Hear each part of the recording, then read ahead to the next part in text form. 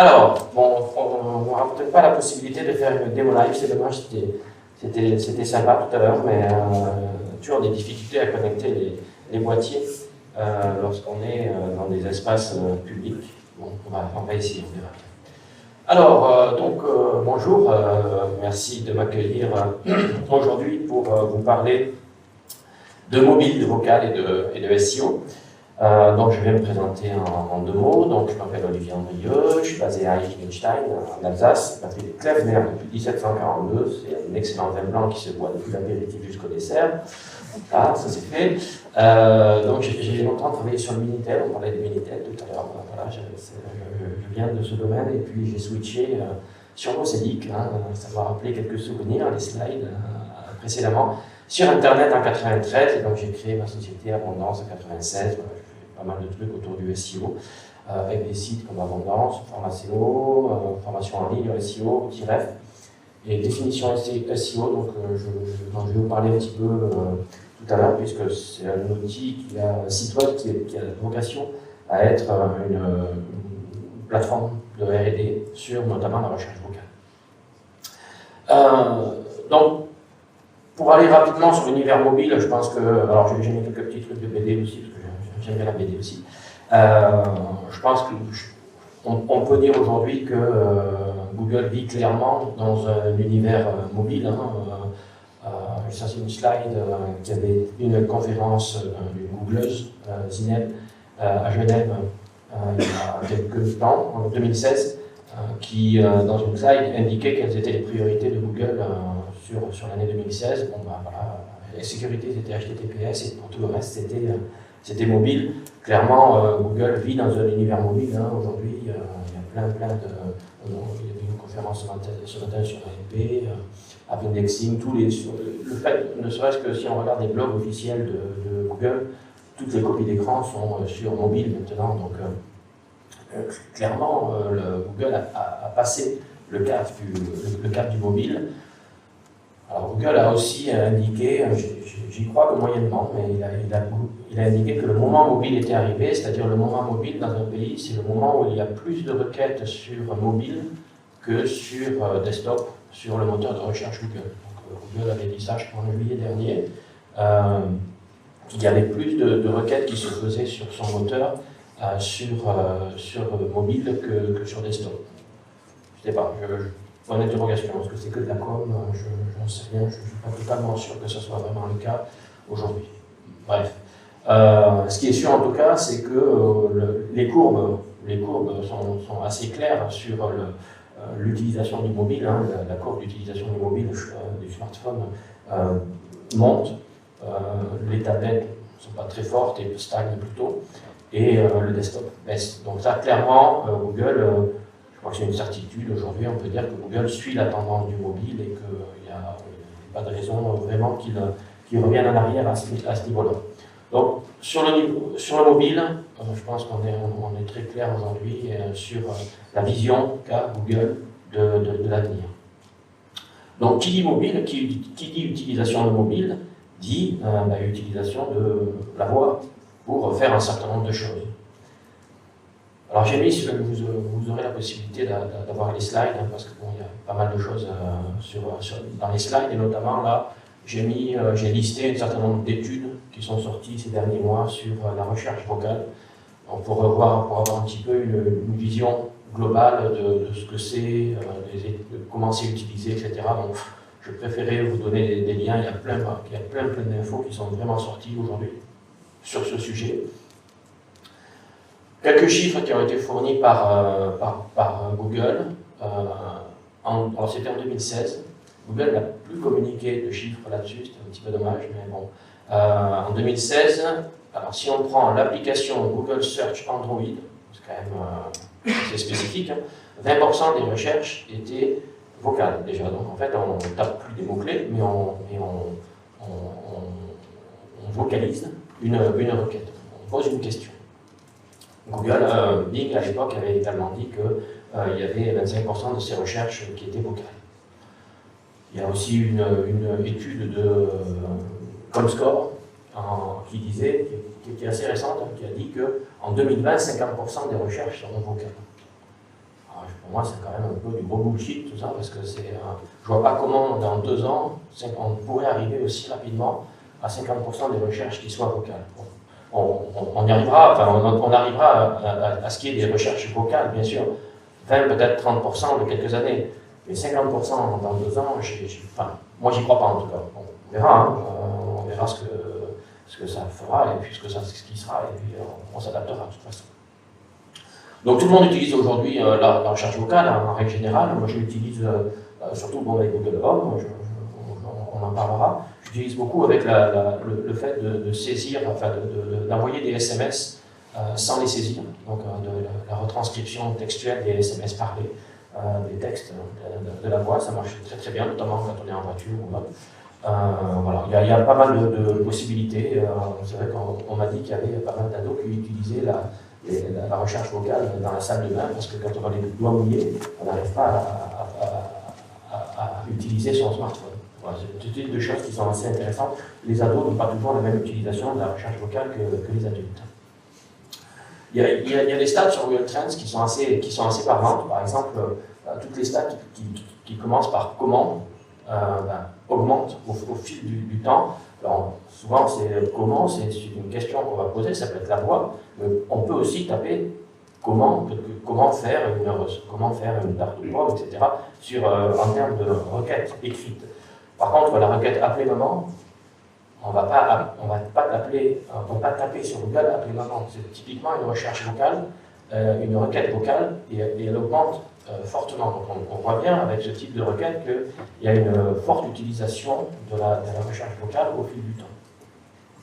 Alors quels sont les acteurs aujourd'hui au niveau de la recherche vocale? Il n'y en a pas énormément, hein, puis c'est que les gros, hein. Amazon, Google, Microsoft, Apple, qui était là avec Siri, puis qui arrive avec HomePod, Yandex, Samsung, hein, un petit peu moins, Yandex en Russie, Samsung un peu moins connu avec Bixby, etc.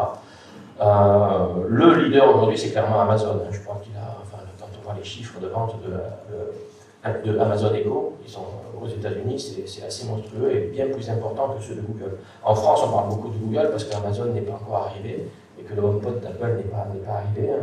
A priori, c'est une question de semaine, mais bon, on va voir ce que ça donne dans les années qui viennent, dans les mois qui viennent.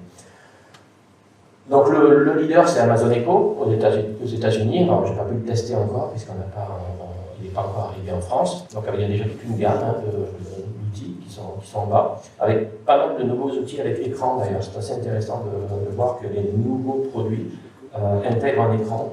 Et je crois plutôt à ce type de terminal. Et puis donc la gamme Google Home, hein, du classique, donc c'est Josiane ici, la présente, l'assistante personnelle. Elle s'appelle Josiane.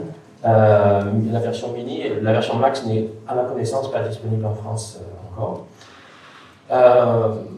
Donc Google, évidemment, il incorpore le vocal, hein, il prend en compte une stratégie vocale depuis 2008, donc ça fait plus de 10 ans maintenant qu'il a intégré avec les algorithmes Hummingbird, Random, etc. L'idée de comprendre l'intention de recherche de l'internaute, que ce soit sous la forme de mots-clés ou sous la forme de questions vocalisées. Et donc sur les smartphones et sur les assistants personnels.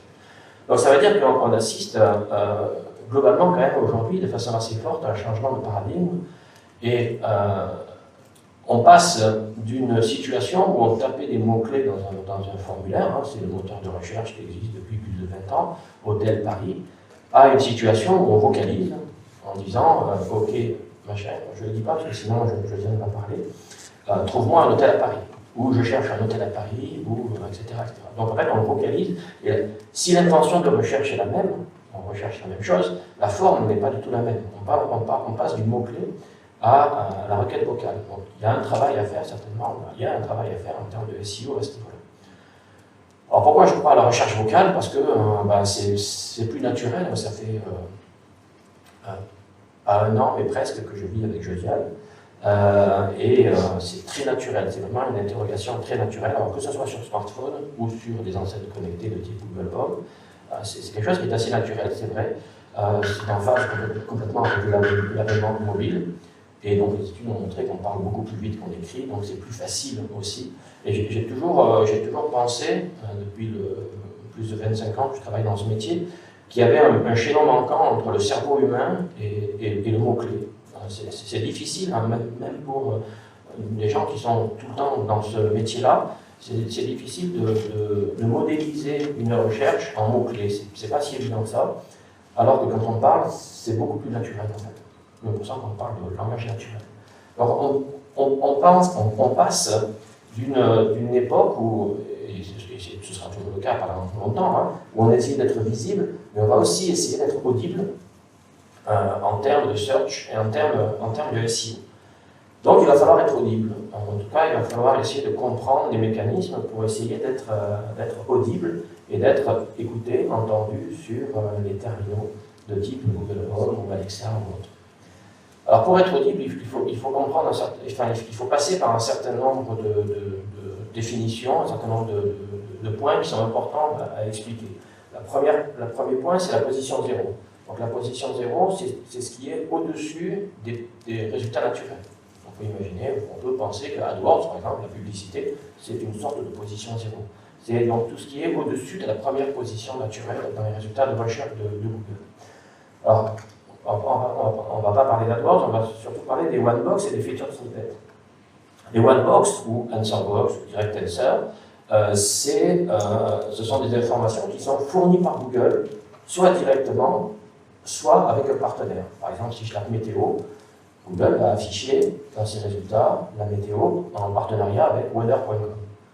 Si je suis la chaîne météo, si je suis Météo France, je n'ai pas accès à n'importe quel site de météo, je n'ai pas accès à cette information.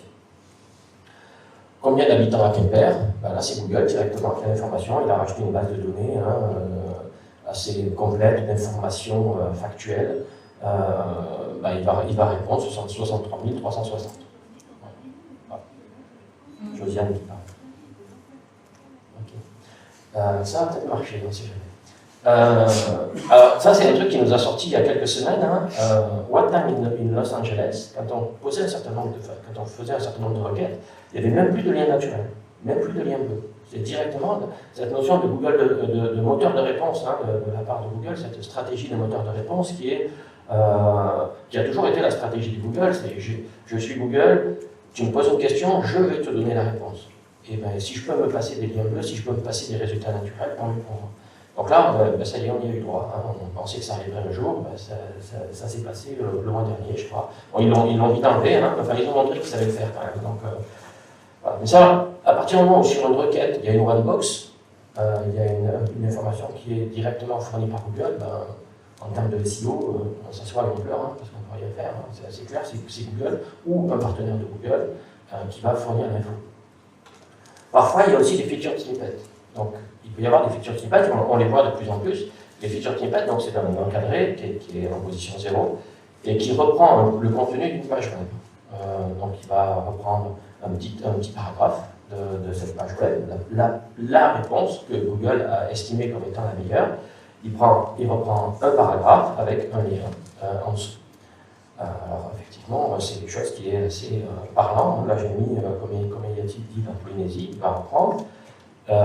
Définition de Joomla, il affiche un feature snippet qui reprend un contenu du site ici, mosaïqueinfo.fr.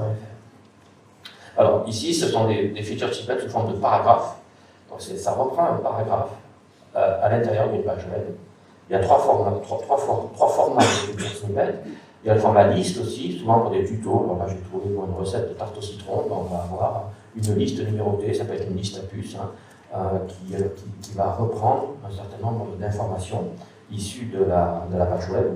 Ou alors sous format tableau aussi. Là aussi, ça peut arriver, c'est assez rare, mais on a parfois des tableaux ici sur Comparer WordPress de Joomla, sur la requête Comparer WordPress de Joomla.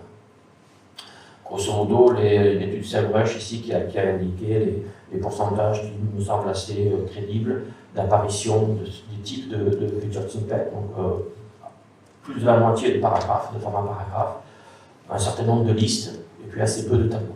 C'était il y a quelques mois, mais je pense qu'on est encore dans ces chiffres-là. Donc Google affiche de plus en plus de feature snippets. Alors je vous en ai mis quelques-uns parce que je vous en ai mis deux que j'aime bien, parce que quand on tapait, c'est plus le cas, quand on tapait c'est quoi Bing, la page qui ressortait en feature snippet, c'était supprimé Bing. Il y a des hasards. Et puis celle-là, je l'ai mise, mais c'est juste pour la définition. Enfin, Bon, Google la viré. Je trouve ça dommage, c'était sympa. Bref, il y a aussi un nouveau truc qui est arrivé il y a quelques semaines, quelques mois maintenant. Ce sont les PA, donc People Also Ask. C'est lorsqu'il y a un feature snippet, Google va proposer d'autres questions qui sont posées par les internautes, donc sous la forme d'un petit encadré en dessous, d'autres questions posées. Et lorsqu'on va cliquer sur une des questions, on va rajouter un feature snippet encore. Donc en fait, on est vraiment dans un système de moteur de réponse, et avec les résultats naturels qui baissent, qui vont de plus en plus bas. Donc c'est quelque chose qui n'est pas négligeable, hein, et tout ça va générer derrière de la recherche vocale certainement. Je vais y venir. Donc un point qui est important, c'est que lorsque Google affiche une page en position 0, donc un feature snippet, c'est un résultat qui est dans la première page de résultat, dans les liens bleus de la première page de résultat, dans 99% des cas, c'est-à-dire quasiment 100%, et en règle générale, en première position, en position 1, 2 ou 3. Les tests que j'ai fait, moi, montrent que c'est plutôt la première position, en fait. Donc, en fait, le résultat, il est à la fois en première position et à la fois en position 0. Bon, ça va peut-être changer, hein, parce que 2 fois le même résultat dans la page, ça ne me semble pas très cohérent. Alors, si on va, sur la recherche vocale, on s'aperçoit en fait que dans il y a une étude qui est sortie sur ce qui disait que dans 80% des cas, et c'est effectivement sur mes tests, je retourne sur les mêmes chiffres, que dans 80% des cas, lorsqu'on utilise un assistant vocal, on pose une question à l'assistant vocal, en fait l'assistant vocal, il vocalise le contenu du feature snippet. Donc je mets quelques exemples, on va voir si ça marche. Donc, on l'a vu tout à l'heure sur la slide, hein, c'était la requête, c'était combien y a-t-il dit en Polynésie. Et Google, dans la page de résultats, affiche ce feature snippet. Donc, je vais essayer de faire la recherche vocale. Ok Google, combien y a-t-il d'îles en Polynésie?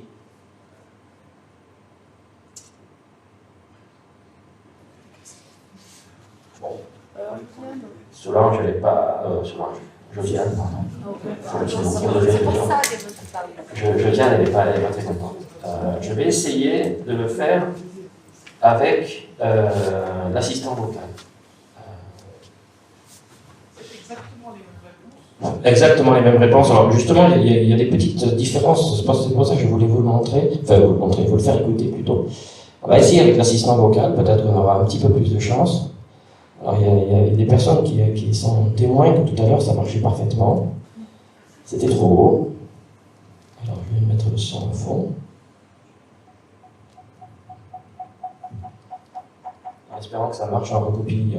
Ok Google. Combien y a-t-il d'îles en Polynésie?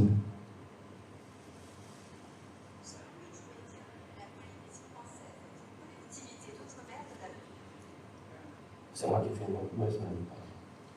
Ok Google. Combien y a-t-il d'îles en Polynésie? Selon Wikipédia, la Polynésie française est une collectivité d'outre-mer de la République française composée de 5 archipels regroupant 118 îles dont 76 habités. L'archipel de la Société avec les îles du Vent et les îles sous le vent, l'archipel des Tuamotu, l'archipel des Gambiers, l'archipel des Autres et les îles Le micro est mis en veille. Désolé, hein. Excuse-moi, Josiane, on règle ça à la maison tout à l'heure. Non, on devient un peu fou avec ces trucs-là. Vous avez entendu, ça va? Ouais. Donc, ça reprend le contenu, parfois pas tout le feature snippet, si c'est trop long, si le feature snippet est trop long. Et on a vu, enfin on le verra mieux sur l'exemple d'après, que ça ne reprend pas les contenus entre parenthèses. Alors, je vais essayer celui-là. Ok Google, qu'est-ce qu'un CDN?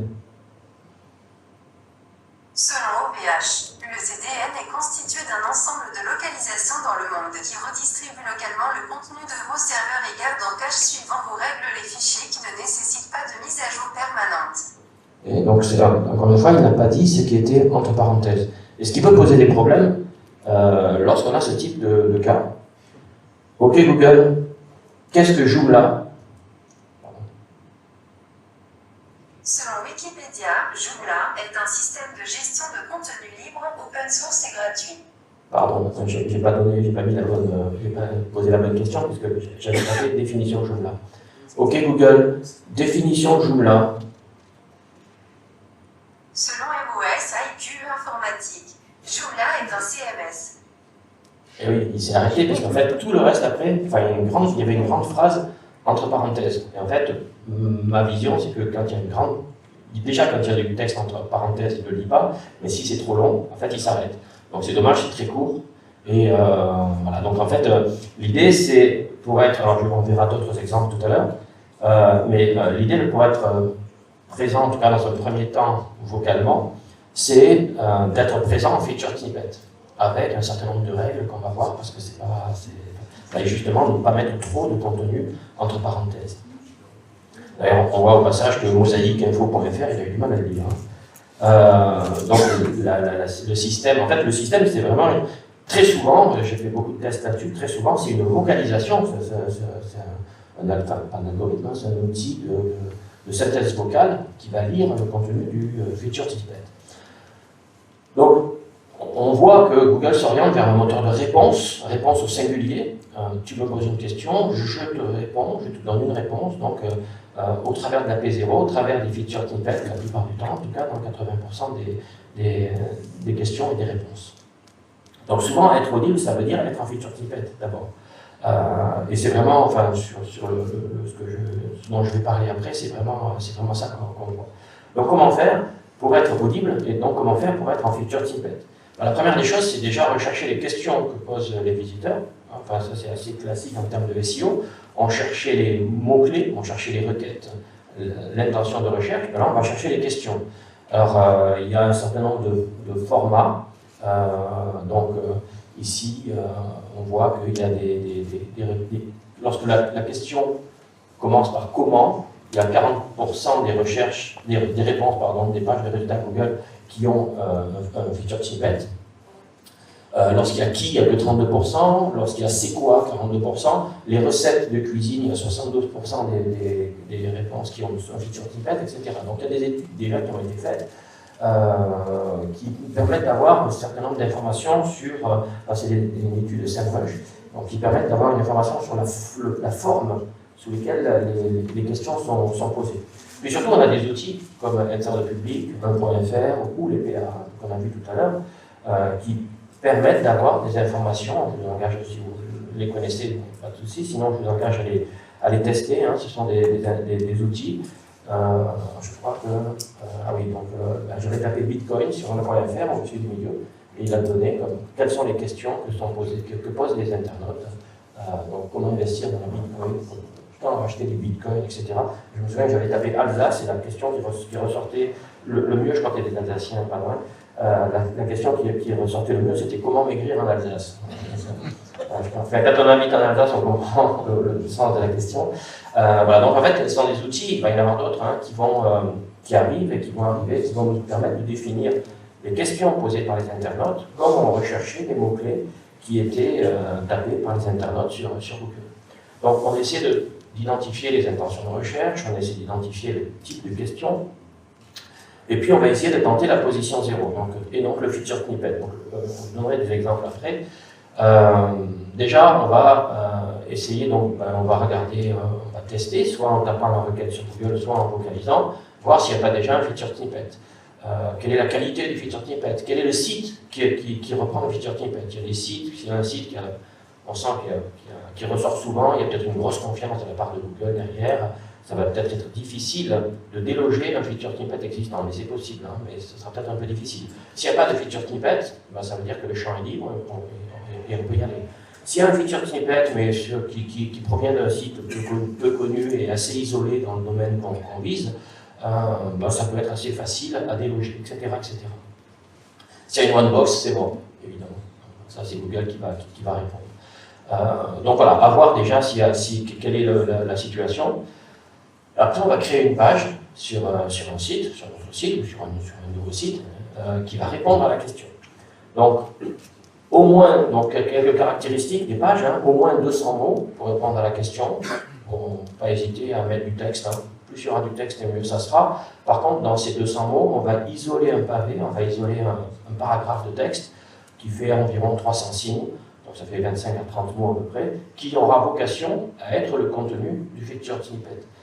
On va recopier ce pavé dans la métadescription, dans la balise métadescription.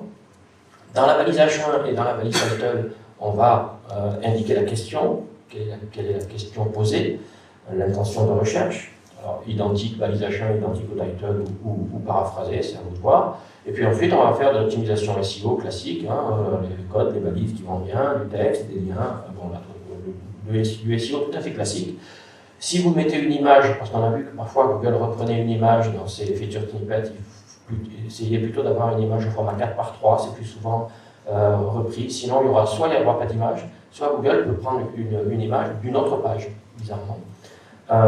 Les balises schéma.org, je n'ai vu aucune qui aidait à être en featured snippet. Vous pouvez en mettre, bien sûr, c'est toujours intéressant de mettre des balises de données structurées, mais ça n'aide pas, a priori. Je n'ai pas vu d'influence, en tout cas, de ces balises dans le fait d'avoir un featured snippet. Par contre, on peut utiliser, ici par exemple, on va voir que j'ai fait un site sur les définitions. Pour tester tout ça, j'ai utilisé la balise DFN/DFN pour indiquer que c'est une définition.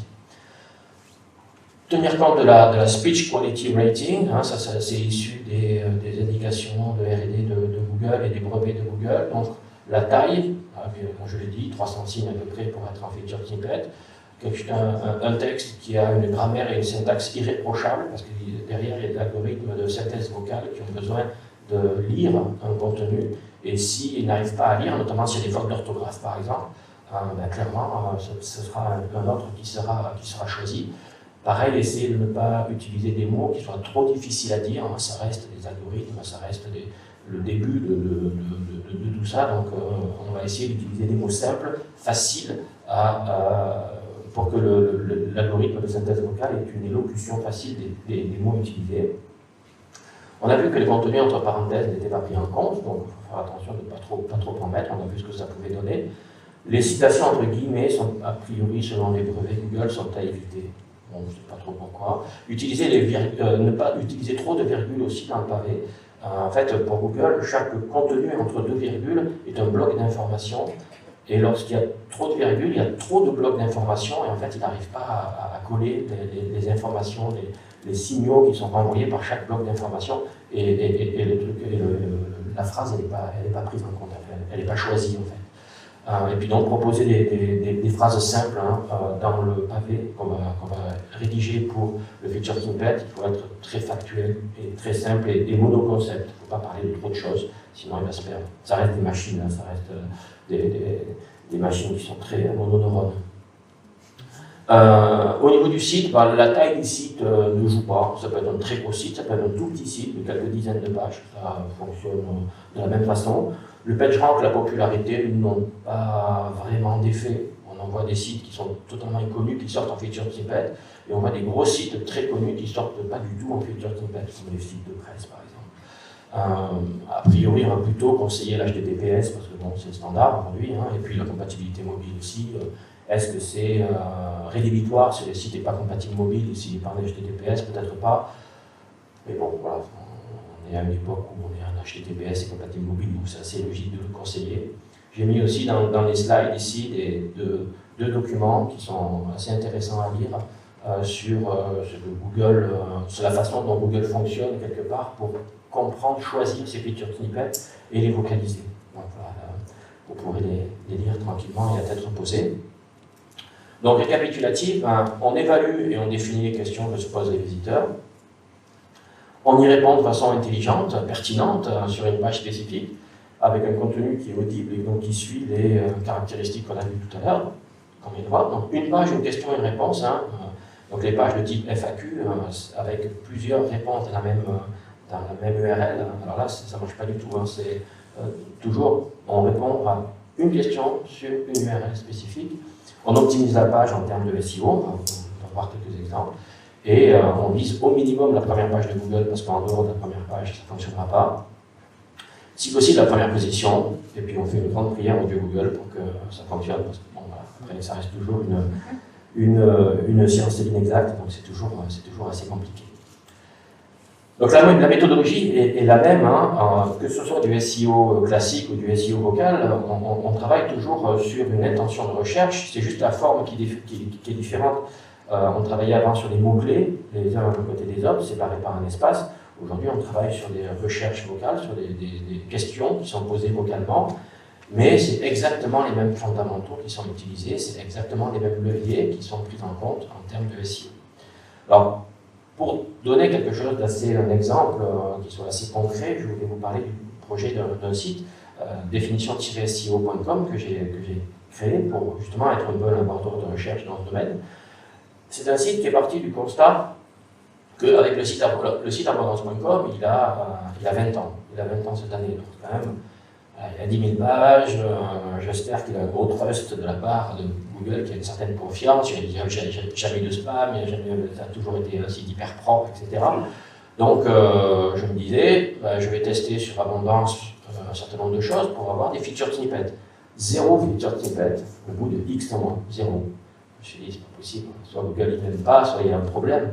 Alors, je me suis dit, je vais essayer de créer un autre site en dehors d'Abondance, donc je vais l'appeler définition-seo.com, avec des définitions. J'aimais bien l'idée de fournir des définitions à l'internaute. L'idée, c'est toujours de fournir une information intéressante et fiable à l'internaute. C'était un bon laboratoire de texte pour les feature snippets, pour le vocal. Et puis, effectivement, je suis passé assez vite tout à l'heure, il y avait une étude de SEMrush qui disait que lorsqu'il y a des définitions, il y avait très souvent des feature snippets qui étaient affichés par Google. Donc, je me suis dit, allez, je vais lancer un petit site. Donc, au départ, j'ai analysé 80 requêtes de type définition, mots-clés, du domaine du SEO, une définition PageRank, définition, etc. J'ai regardé s'il y avait donc la requête, s'il y avait une one-box. S'il y avait une one-box, je laissais tomber. S'il y avait un feature snippet, quelle était la page qui apparaissait en feature snippet? Est-ce que lorsqu'on vocalisait la question, est-ce qu'il y avait une réponse vocale? Et est-ce que la réponse vocale reprenait le feature snippet? Donc, c'est une petite étude de départ qui a permis d'enclencher un petit peu la pompe. J'ai testé sur 80 définitions. 78% des pages de résultats Google affichaient un feature snippet. Lorsque ce feature snippet existait, ça sortait du top 3 dans 100% des cas. Donc, c'était même pas la première page de résultats, c'était vraiment le top 3. 76% des requêtes renvoyaient une réponse vocale. Et donc, dans 92% des cas, la recherche vocale, la réponse vocale, c'était la vocalisation du feature snippet. Donc, ça a vraiment confirmé dans ma recherche et dans mon analyse que pour être présent en recherche vocale, il fallait d'abord être en feature snippet. C'était la première étape, c'était d'être en feature snippet et que Google allait vocaliser les feature snippets. Donc j'ai créé un site web, définition-seo.com, je suis désolé, il n'est pas toujours là, je vais tirer le nom du CMS. J'ai rajouté des balises de données structurées, alors les balises de données structurées, donc c'est des petites étoiles, ça n'aide pas, ça n'aide pas du tout, ni pour être bien classé, c'est juste que voilà, ça permet d'être mieux cliqué, ça génère un peu plus de trafic, ça peut être pris en compte par Google. J'ai créé du maillage interne, voilà, c'est de l'optimisation SEO classique, créer du maillage interne, lorsqu'il y a une définition, on propose des liens vers d'autres définitions, un sitemap XML, un fil RSS qui est déclaré comme sitemap XML pour avoir une indexation plus rapide des nouvelles définitions qui sont en général indexées en 2 heures, donc c'est quand même assez rapide. Pas de ressources JavaScript ou CSS bloquées, on a la Search Console, pas de 404, le site est en HTTPS, il est compatible mobile, le temps d'affichage n'est pas trop pourri, voilà, bref, du SEO classique, là j'ai rien fait de très spécifique. Après, donc j'avais déjà une trentaine, je crois, de définitions sur le site Abondance, donc je les ai reprises d'Abondance et je les ai fait passer sur le site définition-seo.com. Au début, j'ai mis une canonical depuis la page Abondance vers la page définition SEO.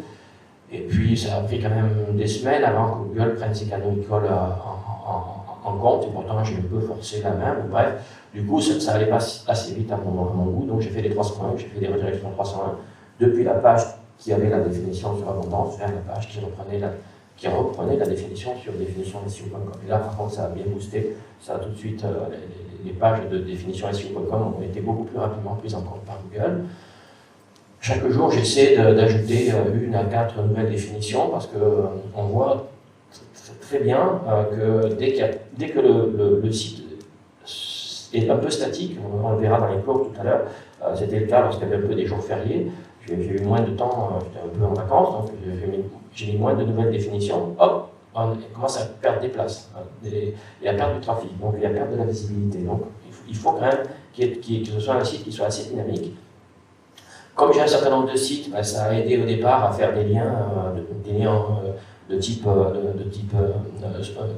structurel, hein, c'est-à-dire des liens en footer, etc. Mais enfin, ça a un peu amorcé la pompe quand même de liens vers le site pour lui donner un peu de popularité. Ça ne suffit pas, enfin bon, c'est toujours bien au début d'avoir d'autres sites pour pouvoir faire des liens croisés.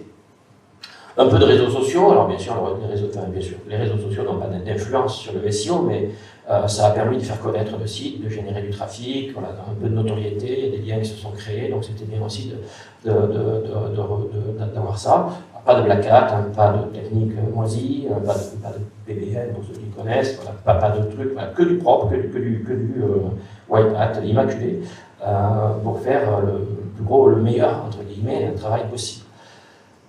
Mise en application, donc pour chaque définition, mise en application de ce qu'on a vu tout à l'heure, la taille, le contenu, je vous laisserai aller sur le site définition.seo.com si vous voulez, regardez le code aussi, il y a pas mal de choses à l'intérieur.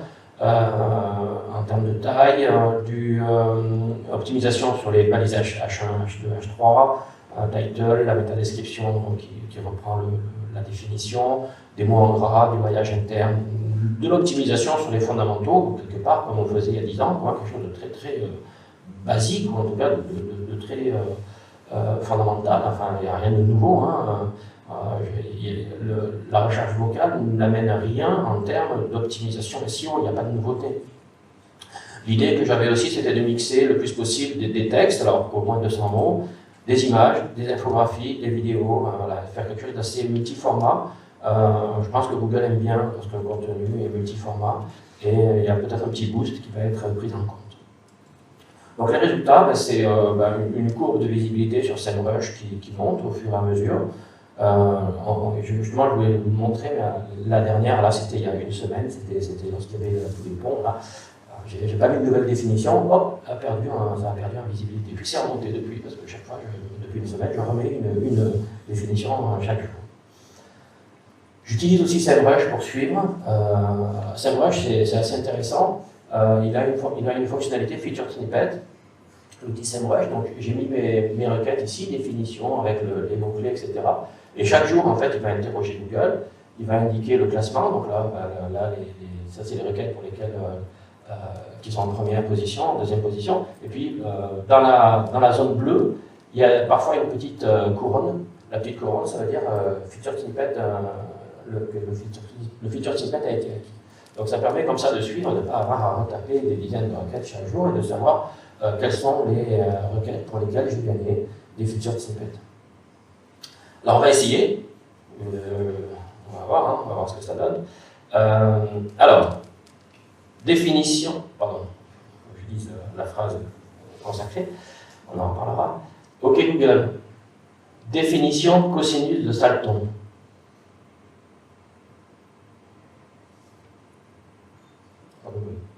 OK Google. Selon définition SEO, le cosinus de Salton est une mesure issue du modèle vectoriel initié par Gerard Salton permettant de représenter un contenu par un vecteur et son poids par rapport à une requête par un angle entre plusieurs vecteurs. Pardon. Là, le feature snippet est un peu plus long, encore la vocalisation est un petit peu plus courte. OK Google, définition de concours SEO. Selon définition SEO, définition de concours SEO. Un concours SEO est une compétition au cours de laquelle des référenceurs doivent se positionner sur une expression choisie à l'avance. Celui qui arrive premier à une date choisie gagne le concours. Les règles du jeu pour arriver à cette fin peuvent être plus ou moins strictes. Ouais, c'est marrant, parce que tout à l'heure, elle disait pas la dernière phrase. Quand on voit qu'il travaille encore sur le sujet. Voilà, elle ne sait pas dire SEO, mais c'est pas grave, on apprendra. Alors, il y a des trucs marrants, je vous le fais zut, je ne me souviens plus du mot. Zut, j'avais un truc marrant à vous dire, mais scrapping, voilà. OK Google, définition scrapping.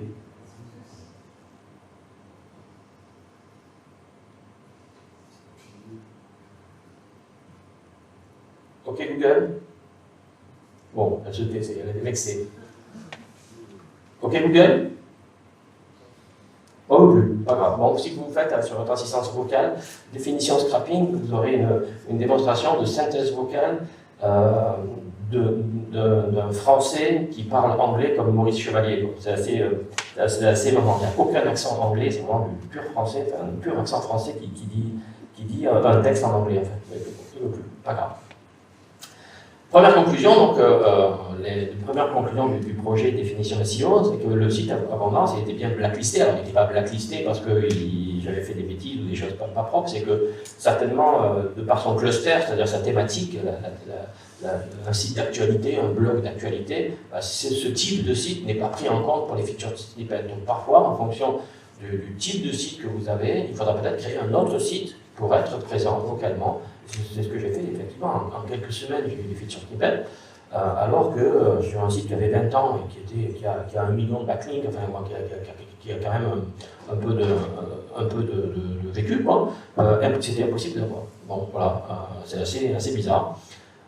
Les fondamentaux et le white hat, ben oui, ça marche, hein, on arrive à avoir des bonnes positions, on arrive à avoir des featured snippets, il n'y a rien de très compliqué, hein, c'est juste les règles assez classiques du SEO. Ça reste bien sûr de la longue traîne à faible concurrence, hein, toutes les requêtes sur les définitions, ce pas des requêtes sur lesquelles il y a 200 000 demandes chaque mois, hein, c'est clair. Mais bon, l'outil n'a pas vocation non plus à faire beaucoup le site web de définition SEO n'a pas vocation à faire beaucoup de trafic, mais plutôt à tester le fonctionnement. Bref, tout ça c'est du travail, il y a beaucoup de travail, mais bon, en travaillant, ça fonctionne. L'idée effectivement d'avoir pas mal de sites à sa disposition pour amorcer la pompe à liens, c'est pas mal aussi, pour avoir un peu de popularité dès le départ, ça permet de gagner beaucoup de temps, etc. Ce que je vois en tout cas aujourd'hui dans les tests, c'est que le vocal est très très dépendant des featured snippets, hein, qu'il faut être vraiment bien classé en featured snippet, il faut être présent en featured snippet pour être présent en vocal.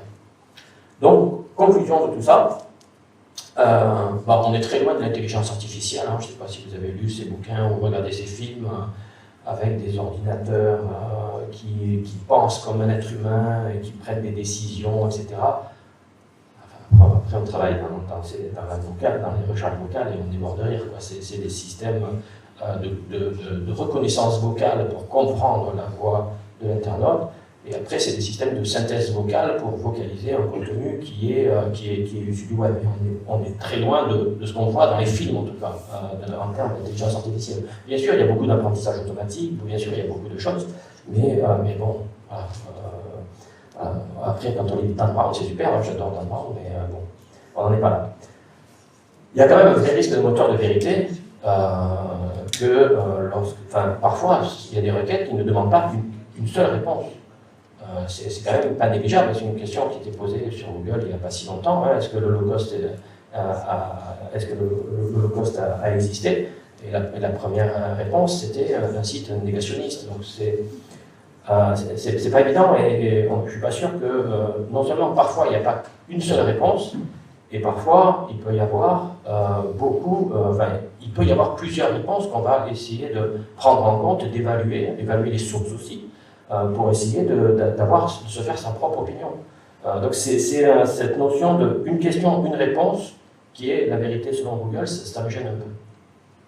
Si bien sûr on espion à domicile, hein, bien sûr, hein, qu'est-ce qui empêche ces outils d'écouter ce que vous faites, ce que vous écoutez à la télé, pour vous délivrer des publicités alors bien sûr, il y a des gens qui ne le feront pas, même s'il y a eu des tests, enfin pas des tests, mais il s'est passé un certain nombre de choses qui ont montré que c'était possible en tout cas. Est-ce qu'on a envie aussi d'avoir un espion à domicile pour écouter tout ce qu'on fait et tout ce qu'on dit? La conclusion que je fais de ces nombreux mois avec Josiane, c'est que tout ce qui est recherche encyclopédique est plutôt bien traité. Lorsqu'on fait une recherche de type Wikipédia, hein, c'est plutôt pas mal. La synthèse vocale est plutôt de bonne qualité d'ailleurs, c'est assez intéressant. Et j'ai vraiment pris l'habitude de poser la question à l'enseigne connectée lorsque je fais une recherche de type encyclopédique, informationnelle. La recherche comparative, par contre, c'est pas ça encore. Hein, lorsqu'on veut chercher un billet de train, un billet d'avion, dès qu'on veut faire des comparatifs, un restaurant, si on cherche un restaurant, il va vous proposer le restaurant le plus proche la plupart du temps. Ce n'est pas obligatoirement celui-là que je veux. Donc bon, on va y arriver, hein, bien sûr, tout ça est en train de se mettre en place. Donc, recherche comparative, c'est pas terrible. Recherche conversationnelle, il n'y en a quasiment pas. Donc la recherche conversationnelle, c'est le fait de poser une question. L'enceinte ou l'assistant vocal va vous poser une question. Donc il va y avoir un échange qui va se mettre en place pour affiner la question. Bon, là, il n'y a quasiment rien. Donc, mais bon, je ne me fais pas de soucis sur le fait que ça va venir. Mais on n'utilise pas vraiment. Enfin, moi, je suis pas très satisfait de cette partie-là. Ça viendra. Le fait de devoir nommer, de dire OK, machin, franchement, c'est un truc, ça me gonfle au plus haut point. J'ai l'impression de faire du branding pour Google toute la journée, à dire OK truc. Je voudrais bien pouvoir l'appeler Josiane. Quand je dis Josiane, l'assistant vocal me répond. Ce que fait par exemple Amazon avec Alexa ou Apple avec Siri, etc. Voilà, c'est un petit peu dommage de devoir toujours faire du branding pour les gens de Google. La question qu'on peut se poser aussi, c'est quel est le modèle économique pour Google. Bon, je ne crois pas à la publicité, personnellement, je ne crois pas trop dans ce domaine-là. Enfin, j'imagine mal vivre dans ce monde-là. On verra. Hein. Je pense que le modèle économique de Google, c'est plutôt de créer un écosystème de type Android qui va revendre un certain nombre d'acteurs. J'ai vu là dernièrement dans les publicités qu'il y avait des enceintes connectées LG qui utilisaient l'assistant vocal Google. Donc je pense que c'est plus une espèce d'OS vocal quelque part que Google est en train de mettre en place, et donc un écosystème qui va revendre un certain nombre d'acteurs. C'est plutôt la vision qu'on est, on verra bien ce qui se passe. Question aussi sur le type de terminal. Est-ce que c'est une enseigne connectée basique comme celle qu'on a aujourd'hui? Est-ce que c'est le smartphone tout simplement? Enfin, c'est vrai qu'à l'utiliser, on s'aperçoit qu'on fait beaucoup plus de choses avec un smartphone qu'avec une enceinte connectée. Si ce n'est peut-être le niveau musique, écouter de la musique, ok, mais même avec un Google Home de ce type-là, écouter de la musique, franchement, c'est pas extraordinaire, ça va pour une musique de fond, mais la qualité musicale n'est pas fabuleuse non plus. Ou est-ce qu'on va vers des terminaux avec écran qui permettraient aussi de générer un peu de trafic sur notre site? Parce que finalement, la grande question, c'est comment générer du trafic. Quand on fait du SEO, il y a une question, il y a une réponse qui est vocalisée. Mais vous qui avez le site derrière, vous avez travaillé, ok, c'est bien, c'est vous qui êtes vocalisé, mais il n'y a pas une visite, il n'y a pas une visite qui est générée. Alors, il y a un lien qui est affiché, même si vous utilisez un Google Home. Au fait, le son du micro est coupé. Pour le réactiver, appuyez sur le bouton situé. Excuse-moi. Même si, ma sheet, là. Même si vous utilisez Google Home, il y a un lien qui est proposé sur le smartphone, sur l'application Google Home. Mais, si on pose la question à l'enceinte connectée, on ne regarde pas l'application normalement. La grande question, c'est la génération du trafic. On n'a pas de réponse aujourd'hui à ce niveau-là. Bon, peut-être que ça va évoluer aussi, bien sûr, avec les terminaux. On verra ce qu'il en est. Bref, il y a bien sûr beaucoup de questions, pas beaucoup de réponses aujourd'hui, parce que c'est un phénomène qui est complètement émergent. Mais c'est que le début, hein, donc tout ça va évoluer bien sûr. Je pense qu'il y a quand même un très gros potentiel d'avenir qui se dessine à le vivre en tant qu'internaute lambda. C'est quelque chose qui est assez important. On prend vite l'habitude quelque part de l'utiliser, soit sur le smartphone, soit sur les enceintes connectées. Plein de choses à faire aussi pour le handicap, pour le troisième âge, des gens comme moi, bientôt. Donc, effectivement, on peut imaginer qu'il y a pas mal de choses dans ce domaine-là, pour l'aide à la personne aussi. Parce que la requête vocale est très facile à utiliser. Notamment si on peut penser par exemple à une personne qui tourne. Ça m'est arrivé il n'y a pas longtemps, c'est pour ça que je me suis dit, je suis tombé dans mon escalier, je n'avais pas mon téléphone sur moi. Je me suis dit, heureusement, je ne me suis pas trop fait mal, mais j'aurais pu me casser le col du fémur, et puis je ne pouvais plus bouger. Une commande vocale pour appeler le SAMU ou quelqu'un aurait pu être très sympa dans ce cadre-là. Dans le domaine des objets connectés, il y a un certain nombre de choses qui commencent à se mettre en place. Je suis en train de regarder comment moduler l'éclairage dans les pièces avec la synthèse vocale aussi, avec un système vocal. Bon, il y a plein de choses qui peuvent se faire dans les objets connectés. Les skills aussi sont un domaine sur lequel il faut se pencher parce qu'il y a pas mal de choses à faire. Hein. Les skills sont des mini-applications vocales qui vont faire correspondre une action vocale à une question qui a été préétablie auparavant. J'ai mis les URL ici pour regarder ce qu'il en est pour Amazon et Google. C'est des choses qu'il faut regarder et qu'il faut certainement prendre en compte dès maintenant. Bref, il faut se tenir prêt. Je ne dis pas qu'il y a un gros marché aujourd'hui. C'est quand même quelque chose sur lequel c'est pas évident. Encore une fois, c'est pas une science, on fait dans le SEO aussi, donc c'est pas une science exacte. Il faut du temps, il faut faire des tests, il faut se pencher dessus. Tout ça prend du temps. Le train est taqué encore, donc ça va, hein, on peut le prendre. Par contre, le jour où il va partir, s'il part, je me méfie. Moi, j'étais super fan des tablettes. Quand l'iPad est sorti, je me suis dit, le tablette, ça va révolutionner. Bah, finalement, j'ai encore vu un article hier ou avant-hier qui disait que le marché des tablettes s'effondre.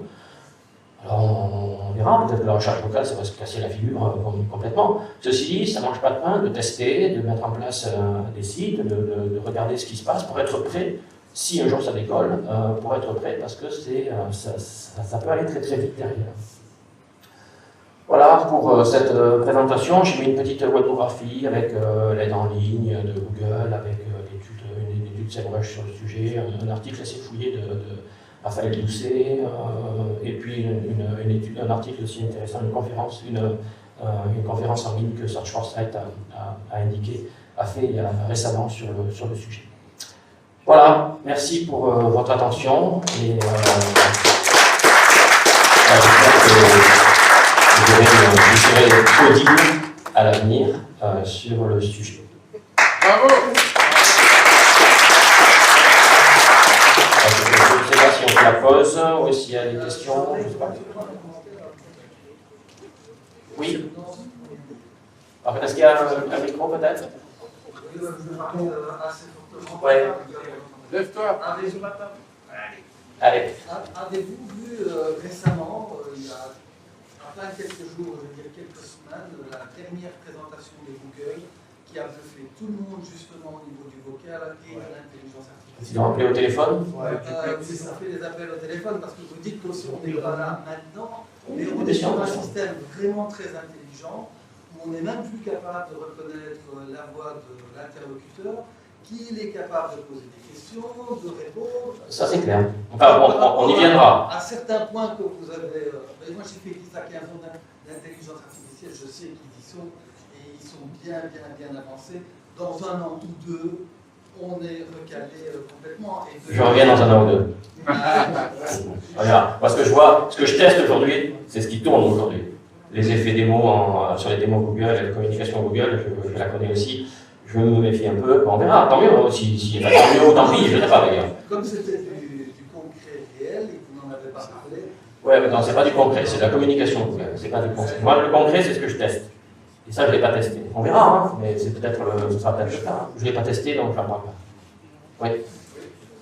D'abord, merci pour la présentation.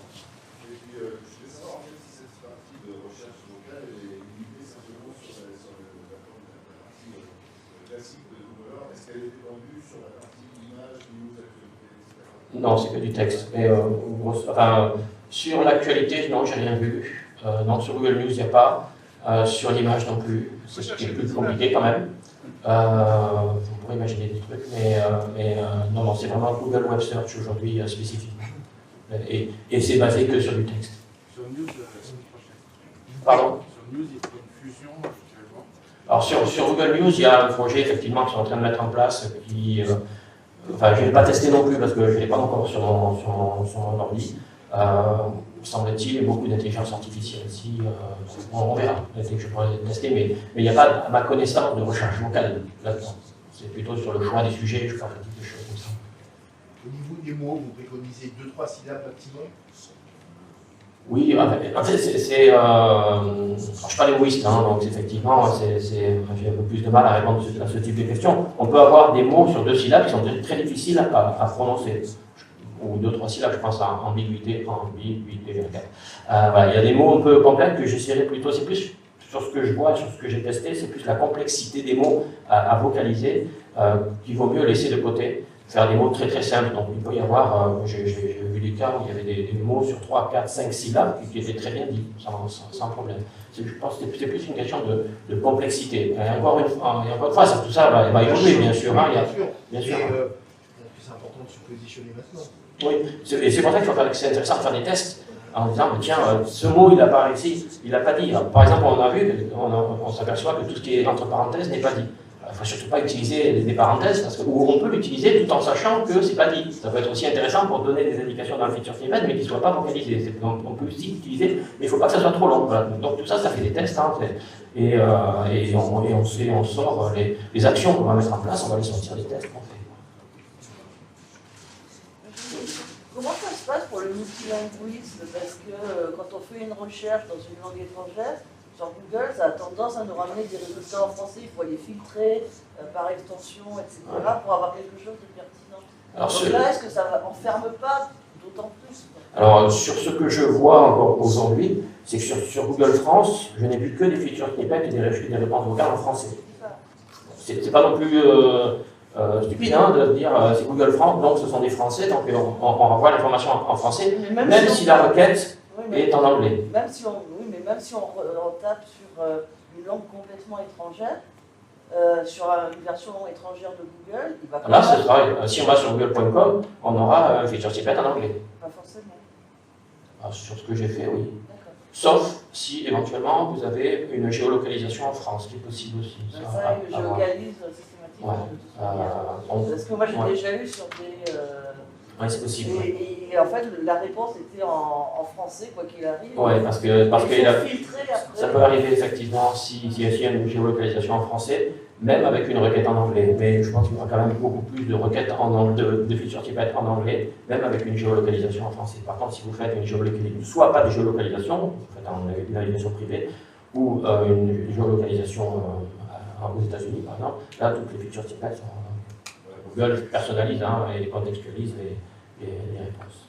On va peut-être poser la question aux Suisses qui, eux, ont un problème officiel. Oui. Moi, je me balade dans le Ouais, je ne sais pas du tout. J'ai posé la question à des Suisses et à des Belges qui ont un peu la même problématique. A priori, ça dépendait de la version de Google qu'ils utilisaient, puisqu'en Belgique, il y a 2 versions linguistiques, et en Suisse, il y a 3 versions linguistiques de Google.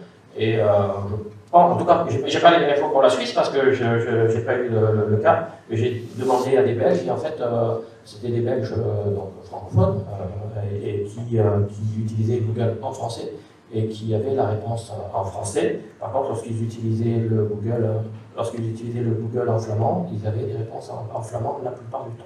Oui, mais quand tu t'enregistres en fait, belge, si tu ne t'es pas enregistré ou tu n'as pas ton truc qui permet à Google de savoir ta région, moi je reçois systématiquement en flamand et suisse francophone. En flamand et suisse francophone, selon la localisation. Je suis localisé à la frontière française, dans le côté belge, et je reçois mes réponses en flamand. Parce que je ne me suis pas enregistré, donc tant que je n'ai pas fait d'action sur la Google Page ou la Home pour dire je suis francophone, par défaut, il me donne la majorité de la population belge qui est flamand.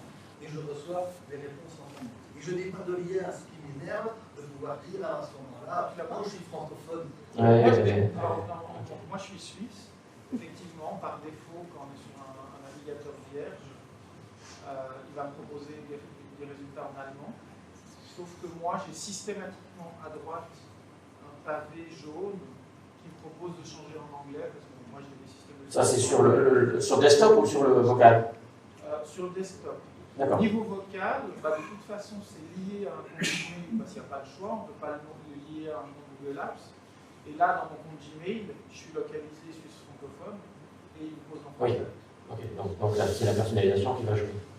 Et vous identifiez d'une certaine manière. Bah oui, par le compte Gmail, sinon tu n'as pas de... Si tu veux un Google Home Mini, j'en ai à la maison, tu es obligé d'utiliser ton compte Gmail, sinon le nom ne fonctionne pas.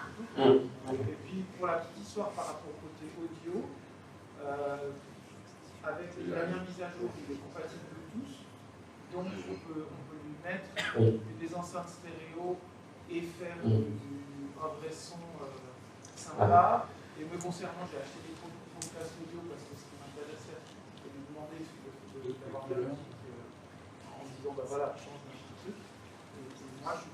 Ouais. C'est la fonctionnalité qui me plaît le plus. Ouais, et par contre, pour se connecter quand on n'est pas chez soi, c'est une vraie galère. Parce que moi, j'ai fait pas mal de conférences avec Josiane, et en fait, ça marche une fois sur deux. Dès qu'on est sur des Wi-Fi un peu spécifiques, là, en fait, ce qui ne marche pas aujourd'hui, là, c'est le fait de demander l'adresse mail lorsqu'on est connecté sur le réseau, c'est tout bête, hein, et donc il ne peut pas fournir une adresse mail. Donc ça marchait tout à l'heure, puis du coup, ça s'est mis à plus marcher, j'ai aucune idée. Bon, il y a encore pas mal de choses. Le fait de ne pas pouvoir partager une connexion 4G aussi, c'est vraiment des trucs tout bêtes, mais on aimerait bien pouvoir partager une connexion 4G pour la connecter. C'est des trucs qui fonctionneraient, ça ne marche pas. Ça ne marche pas, ça n'a jamais marché. En fait, il faut qu'il y ait un téléphone qui se connecte à 4G et qu'on se connecte avec, que je me connecte avec mon téléphone, sur ce téléphone-là, qui fasse un pont en fait. Je me connecte en Wi-Fi sur le téléphone qui est connecté à 4G, qui partage sa connexion, et là ça marche. Ça devient un peu compliqué quand même. Moi je l'ai fait, ça marche. Oui, j'ai dû le tester 20 fois, ça n'a jamais marché. Donc bon, tant mieux. Bravo. Oui. Je crois qu'Orange travaille sur une solution aussi. Est-ce que ça vaut la peine d'attendre un petit peu? Est-ce qu'on a une chance? Oui, j'ai vu qu'ils avaient un boîtier vocal qui va arriver. Hein. Que dire? Je ne sais pas, je ne l'ai pas testé, je ne sais pas ce que ça va donner. Je ne sais pas du tout quelle est la techno derrière. Je ne sais pas. On n'en sait pas plus. Enfin, en tout cas, je n'ai pas vu plus que ça. De toute façon, on teste, donc ça n'empêche pas de tester des outils je crois que c'est 49 € le Google Mini, ou 59 €, je ne sais plus.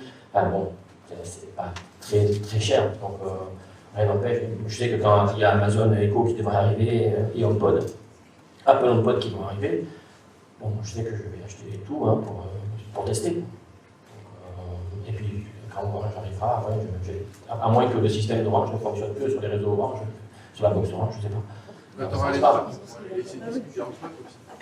Oui, en fait, il y a un test qui a été fait avec deux Google Home en face l'un de l'autre pour discuter. Je ne sais plus comment il s'appelait. C'était des noms d'une pièce de théâtre. Bref, et ils ont commencé à discuter ensemble.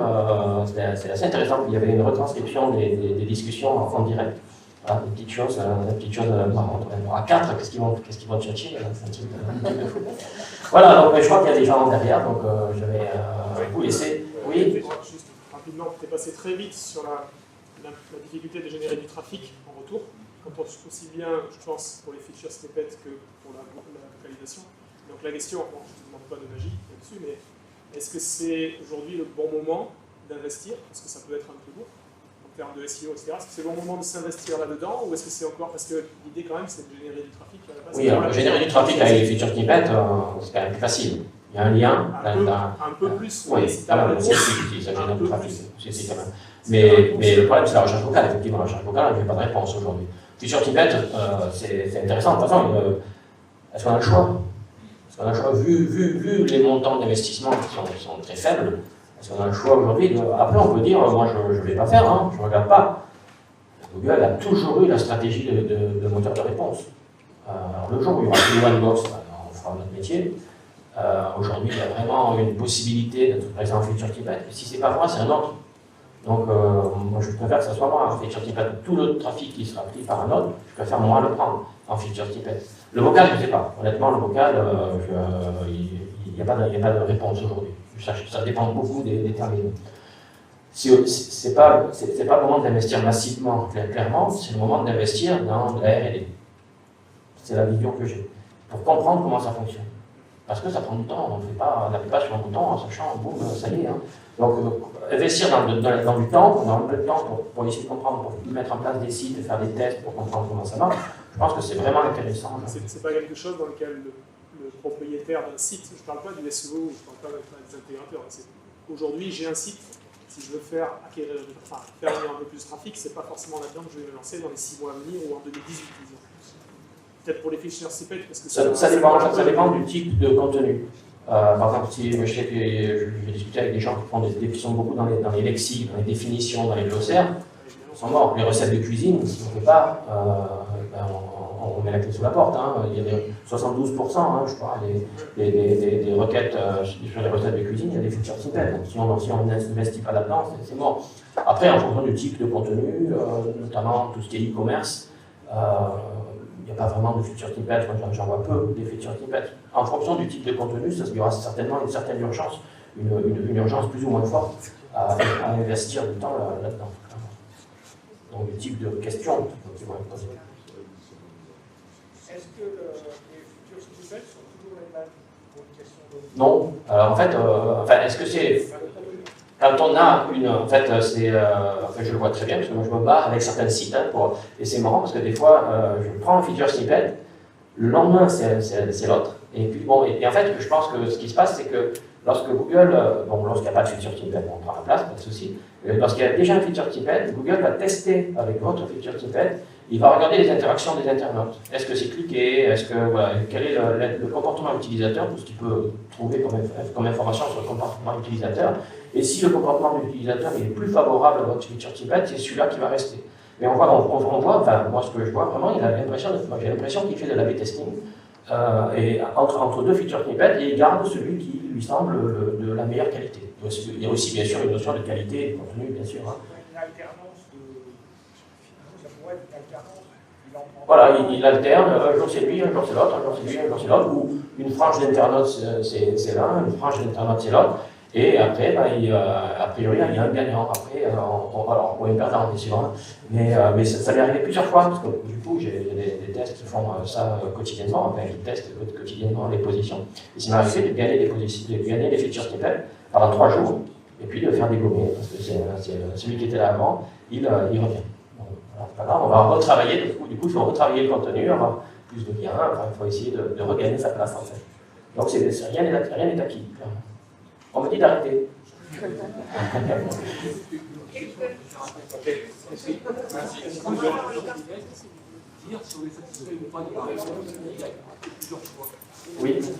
Oui, alors il y a des évolutions des feature snippets où il y aura plusieurs choix, il y a la possibilité de dire si c'est bien, si c'est pas bien, il y a plein de choses. Ok, merci.